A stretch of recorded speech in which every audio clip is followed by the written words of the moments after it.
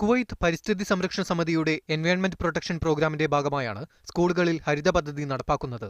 വിദ്യാഭ്യാസ മന്ത്രാലയത്തിന്റെ മേൽനോട്ടത്തിൽ പരിസ്ഥിതി സംരക്ഷണ സമിതിയാകും പദ്ധതി നടപ്പാക്കുക. സർക്കാർ സ്വകാര്യ മേഖലകളിൽ നിന്ന് തിരഞ്ഞെടുത്ത 105 വിദ്യാലയങ്ങളിലാണ് ഗ്രീൻ സ്കൂൾ പദ്ധതിക്ക് തുടക്കമിടുന്നത്. പരിസ്ഥിതി സംരക്ഷണത്തിന്റെ പ്രാധാന്യം കുട്ടികളെ പഠിപ്പിക്കുന്നതിന് പ്രൈമറി, ഇന്റർമീഡിയറ്റ്, ഹൈസ്കൂൾ തലങ്ങളിൽ വിവിധ പദ്ധതികൾ നടപ്പാക്കുമെന്ന് KEPS പ്രോഗ്രാം ഡയറക്ടർ ജനാർ ബെഹ്സാദ് പറഞ്ഞു. ഇതിനായി വിദ്യാർത്ഥികളിൽ നിന്ന് തന്നെ പരിസ്ഥിതി വോളണ്ടിയർമാരെ തിരഞ്ഞെടുക്കുകയും അവർക്ക് പ്രത്യേക പരിശീലനം നൽകുകയും ചെയ്യും. പരിസ്ഥിതി സംരക്ഷണ മേഖലയിലെ വിദഗ്ധർ തയ്യാറാക്കിയ 15 ഇന നിർദ്ദേശങ്ങൾ അവലംബിച്ചായിരിക്കും ഗ്രീൻ സ്കൂൾ പ്രൊജക്ട് നടപ്പാക്കുക.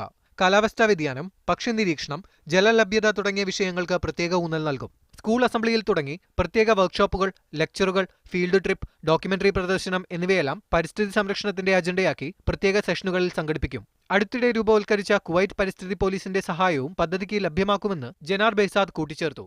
Media 1, Kuwait.